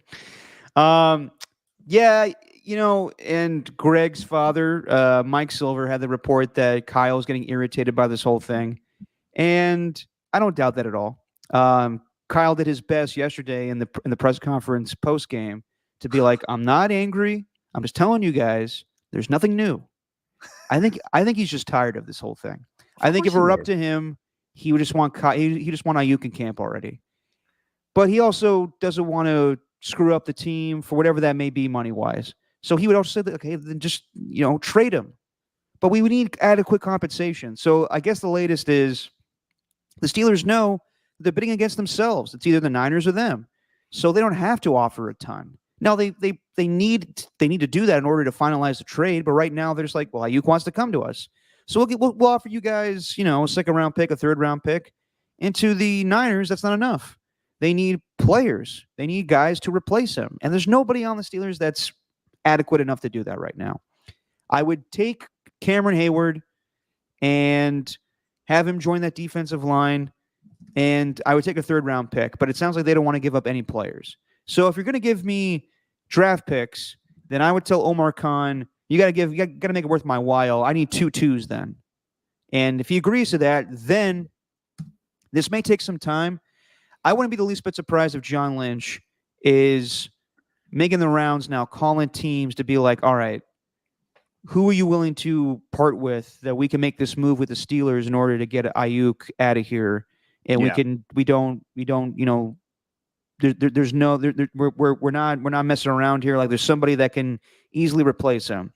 And I think it's Niners 24/7 put out a couple of receivers. The names that actually I had in mind were Cortland Sutton with the Broncos. He did have a contract adjustment, but the Broncos, I don't think they're going anywhere fast, and Cortland Sutton could easily get traded, and he's got 2 years left on his deal. He's 28 years old. I think that's a move you can make, maybe for like a third-round pick or a fourth-round pick. Darius Slayton, who's on the Giants, they just got Malik Neighbors. I mean, Darius Slayton's pretty good, no? Oh, no, he's good. He's good. Okay. Cortland Sutton and Darius Slayton. Yeah, well, Cortland Sutton and Darius Slayton. Okay, Slayton but pool. Cortland Sutton's not bad though. No, it's just the way you pronounce the name. Oh, stop it. All of a sudden, they signed Cortland Sutton. Cortland Sutton and Darius Slayton. The Giants have a plethora of wide receivers right now. And they can move off of Darius Slayton if they got enough adequate draft compensation. Yeah. Or, and this one's a little, I'm not as keen on this one, but it's an option. The Texans have a ton of wide receivers right now. What about Robert Woods? People forget he's on the Texans. That's a guy that can play in Shanahan's system. Not the same. He's older. He's been injury prone, but there's another guy. I saw also, the Niner 24/7 guy threw out Jacoby Myers. The Raiders shouldn't get rid of him right now. Or Chris Godwin with the Buccaneers. That doesn't make much sense because they need him.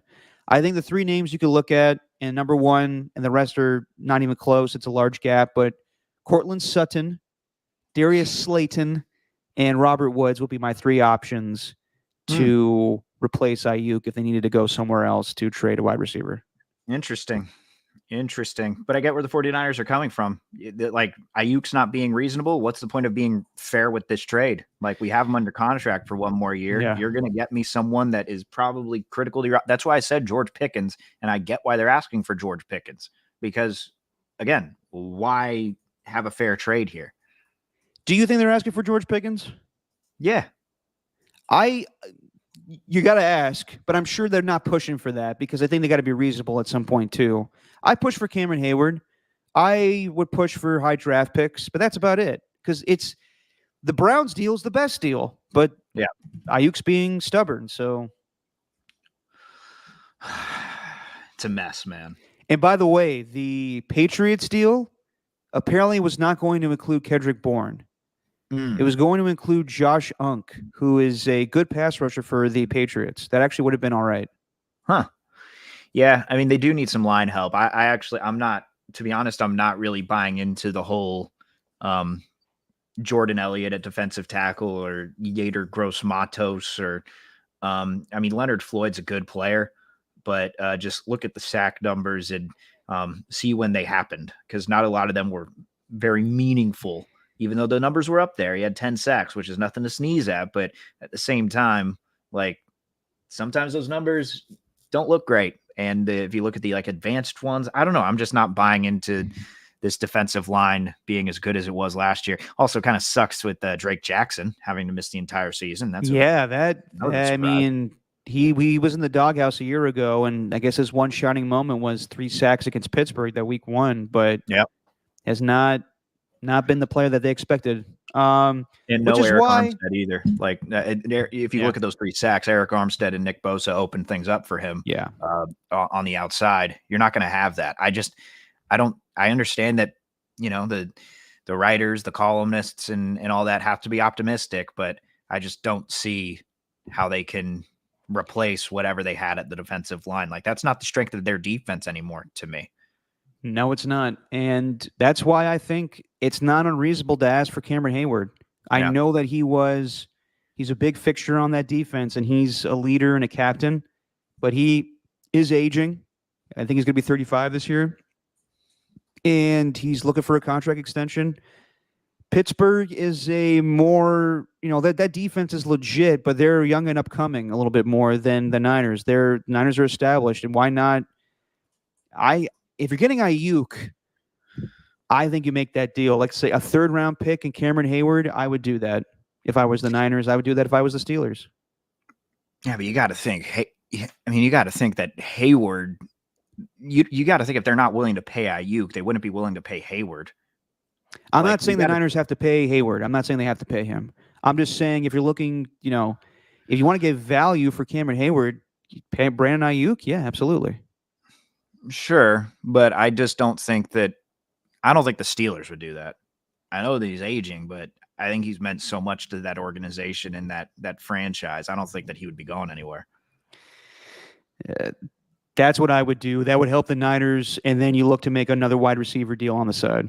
I'd see him being more of a trade deadline option. Hayward. Yeah, like if the Steelers just aren't as good as people expect them to be, and maybe other teams are looking to build their D line, I could see a trade for that before the trade deadline during the season. I don't know if I see it happening in this off season. Okay, fair enough.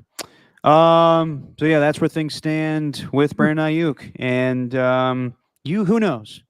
Maybe this week something happens. I said last Wednesday I would expect nothing to happen, and we're still talking about this on the podcast. I also expected Justin Simmons to sign by now too, but I want to be the least bit surprised if by next Sunday, Steven, you and I are still talking about this. Great. Yep, this is the song that never ends as the Aiyuk turns. All right. Should you do a little pop culture catch up? Oh yeah. You been watching anything? What have I watched this past week? Well, I've been catching up on the X-Men movies. And last night turned on First Class. Oh, I didn't even shout this out. I'm halfway through First Class, so don't ruin it.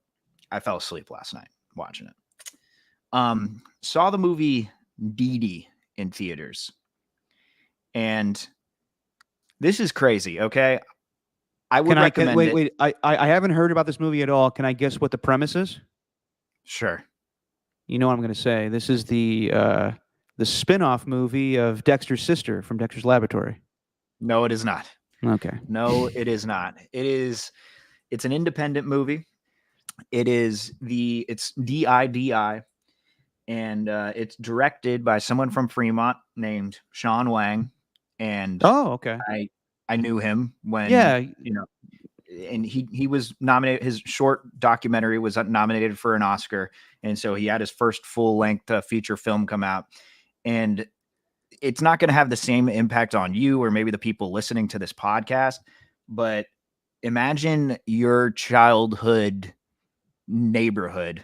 Like imagine everything you remember about your childhood. Imagine those places coming to life on the big screen. Yeah. It's insane. He filmed all of it in Fremont. He made this boring suburb in the South Bay into this beautiful setting for a coming of age story about a teenager and how he's it's set between like he's 13 and 14 years old. And it's a semi-autobiographical movie. I was just in awe, dude. Cause like he literally, like I knew where every shot was, like the pivotal scenes. There's one that's filmed at this park in Warm Springs. There's one that's filmed in this business park, right in between Warm Springs and Milpitas. And like my dad taught me to drive in that parking lot. You know what I mean? Like it's crazy. And he directed everything. He uses the same names of people I actually knew when we were younger. And I don't know, just all of it, dude. I was just in awe of the entire thing. It's crazy. Just he wanted to become a filmmaker, and now he directed a movie that's in select theaters. Just seeing your childhood come to life. It's pretty insane that he was able to make that happen. So, sent him a message on Instagram and everything, and it's crazy. All the little nods back to Fremont and Warm Springs area, Wybell, wherever. So I don't know. I saw that. I loved it. So I recommend it for anybody. It's a good movie. That's actually awesome. That is very cool. And it's crazy. Hit him up. Tell him to come on the pod. We'll talk about the movie. Yeah, dude. Like and some of it is on like MySpace and AIM, and it kind of it's going through the trials and tribulations of trying to speak to girls on that. And like the things that he was typing out, it's exactly like what I would type on AIM. And like they had the MySpace stuff, and even in like the top 8 friends, he used some people whose profile, like friends we used to have on MySpace. He used their actual profile and put them in the top 8. So it's like the amount of times I had like the Leo DiCaprio meme, like oh my, yeah. You know what I mean? So I don't know.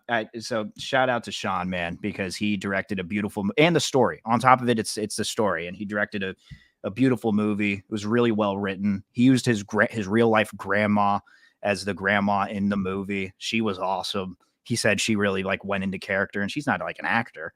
So I don't know. It was just so cool. So I recommend anyone go see Dee Dee if you want to go see like a good coming of age story about a teenager growing up in the late 2000s. It's like really the first one where it's like MySpace and AOL Instant Messenger are used. So for any of the millennials who are kind of in there around their 30s, it's great. It's a great movie. I loved it.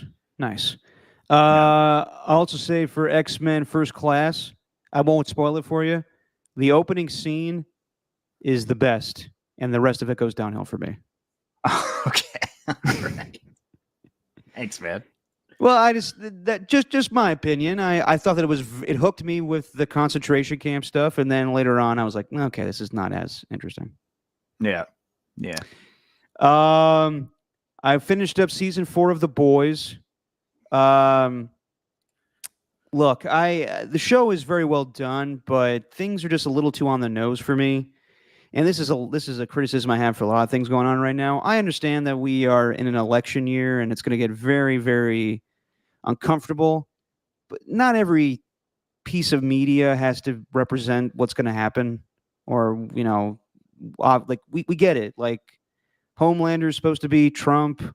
Like I'm watching the Sausage Party show, that's a mess. The movie was good, but the show is Jesus Christ all over the place. Yeah. They have an orange that portrays the guy that's changing the food, Topia, and it's obviously Donald Trump. But just like, I get it. Not everything has to be about that right now. Like, let me just live in a world where that's not on my mind, and then that will be in November. But I don't know. Any couches involved? No couches involved. For JD Vance. See Homelander being a freak like that. Yes, that actually would be pretty funny. But it's I don't know. To me, like it was a very well made season. There's just some things where I'm like, that's so on the nose, and I'm like, I get it. We're getting into an election year, but I don't know. Sometimes I'm just like, I want to escape from that a little bit. Yeah, but that that show is. I mean, it is. It's definitely going down that road, and that was the case of the last season. It was going down that road anyway, so that's more on me, honestly. But no, it was a well done season. 2 movies that I saw. Finally watched. I've been meaning to watch this for a while. Godzilla -1 on Netflix. That is a very well done movie. The story, the acting. At first, when you put it on Netflix, it does the old school Godzilla. It's in American dub, so you hear the American actors doing the voices over the Japanese actors. And at first, I was like, "This is too comical and cheesy. I'm going to change it to the Japanese actors." And I followed along with subtitles, and I'm like, you know what? Actually, part of the charm is kind of like what I remember from like the old, Godzilla movies. So yeah, I'm going to do that. And while it can be cheesy and goofy at times, it actually was pretty well done with the American dub. So the visual effects are incredible for this Godzilla. It's probably the best Godzilla movie, American Godzilla. Well, actually, it's not American God. It's not American at all. But probably the more recent Gods, like from like the Matthew Broderick one or the Bryan Cranston one or Godzilla versus King Kong. This is the most modern day, well done Godzilla movie I've seen. Oh yeah, but I couldn't watch it. Yeah, I couldn't watch it with the dub though, with the voiceover. No, I switched back and forth. I switched back and forth, but the American dub, it did add some charm to it a little bit, because some parts were just funny where like. Obviously, it's a pivotal, sad moment, and one of the coworkers of the main guy's like, "You should have married that girl, you stupid idiot!" Like it's just funny to me. Yeah, I can't do it. Ever since that movie or that show Dark came out, it was like the German show or the Danish show or something, and it has to do with like time travel and different things like that. It's a really good show, but. At first it was American dub, and I was like, I can't watch the American voiceover. I just can't take it seriously. I'm just always thinking about the voiceover as opposed to the actual show or movie. So I watched Godzilla -1 in the with the subtitles in what was their native language as opposed to the American dub version. No, I mean it was fun. I'll probably watch it Just good. again with the Japanese the way it's intended to. But no, I mean it's regardless, it's a very well done movie. I thought it was the story that's not even Godzilla related is very interesting. It was very good movie. Very good movie. Then I watched Ferrari, the Michael Mann movie with Adam Driver and Penelope Cruz and what's her name? Who was Aaron Rodgers' girlfriend at one time? Oh God, Ray. No, I'm blanking on it. Shay Ripley. No, it wasn't Whipley. It was like I want to say Whitley, but that's not Shailene it. Woodley. Shane Lee Woodley, yeah. Well acted, but man, is that a snooze fest? It is just bit. It is just incredibly boring. Yeah, I watched it in theaters. Yeah, oh, man, you have more tolerance than me. I was on my phone for most of the movie. It was not hooking me at all. Nah, it's not very action packed, but the sound in the movie theater was phenomenal. So I think it was a good play. I remember telling Jesse at the end of it, I was like, yeah, I don't think I'm going to be streaming that anytime soon. Yeah, it was good. I just I don't know. It wasn't what I was expecting really. I thought there'd be a little more racing stuff like that. I didn't really know what the plot was. It was kind of just going along with the motions. You know, it was basically Penelope Cruz as Ferrari's wife, ex-wife. I don't even know, just yelling most of the time. Yep. All right, that's pop culture catch up. And by the way, in real time here, before the Rams and Cowboys play their preseason game, Jerry Jones has apologized. He went on the Cowboys pregame show and said, I understand completely the angst that's happening, whether you're missed or not. Well, CD, you're missed.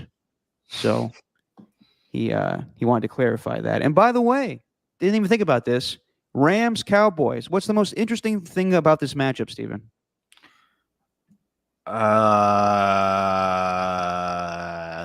Jimmy Garoppolo and Trey Lance could be playing? Yes, absolutely. Wow. The only reason I'll watch it. Yeah, no, that's not true. I'm going to watch it regardless. It's football, damn it. I'm not. We got some shopping we got to do, or at least sort of.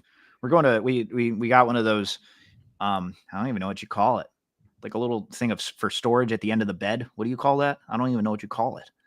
Like a storage at the end of the bed. Yeah, like at the foot of the bed. Like it's like a piece of furniture. Yeah, like an awning. I guess. I don't know, but does it open up and you put things inside? Yes. Yeah. Yes. Am I wrong there? Awning? Jesse will correct me.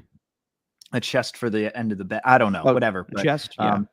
Kind of nervous because I don't know if it's gonna fit in my car or not. Hopefully it does. Well, while you're where are you going? Which retail store? To your neck of the woods. Going to Oakland. Are you now? You going to the old Emeryville? I don't know. It's off someone from Facebook Marketplace, so we're gonna go to their house wherever it is. Ask if they have a dresser that I could take for them as well. Yeah, I'll make sure to ask them that, Derek. I just really need a dresser. All my clothes are just in my closet, and it's not a good system. Anyway, I'll get on that. All right, that's all we got for today, guys. We will be back on Wednesday, and thanks to everybody in the chat today. Ernie 1, Ernie 2. I think Ernie 2 was here. He was. Ernie 2 here? He had to go, but he was there. All right. We also had Skills. Good to see Skills. We had AJ Cruz. A little bit of tacky in the beginning. Danny Golding TV. And our guy, Michael Connell. Michael Connell was supposed to join us originally today. We were going to go into his take on how much he hates restaurant douchebags. But since Steph Curry went off, I've been looking for a way to get Greg Silver on for a while, and it worked out today. So we'll get Michael Connell on another time. We can goof around and talk about comedy. He's a big comedy guy. So yeah, thanks to everybody in the chat today, and thanks to Greg Silver for hopping on with us. Steven, I'll see you on Wednesday. Thanks to everybody for watching and listening, and say what you always say. Oh, never mind. Hold on. I am not here next weekend. Ah, good to know now. Yeah. Where are you going? Nashville. Oh, fuck yeah. What's the occasion? Visiting a friend. Sweet. Well, out in Nashville.